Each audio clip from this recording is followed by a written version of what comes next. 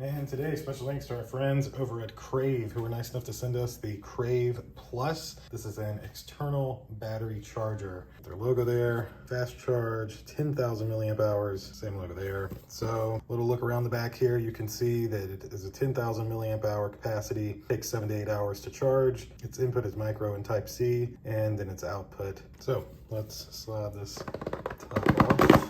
Wow, it almost looks like a little phone. Very nice design. I'm gonna set that there for now. They do include a little, oh wow, that's a micro USB cable to regular USB, okay. And paperwork, of course.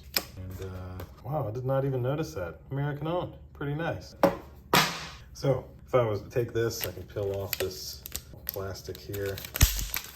Very, very nice design. I mean, it feels like an iPhone. Like at the bottom here, you have your USB-C, your micro USB, and your USB-A. You can charge it either the micro USB or the USB-C, and then that's an output. This is also an output, of course. And really, that's about it.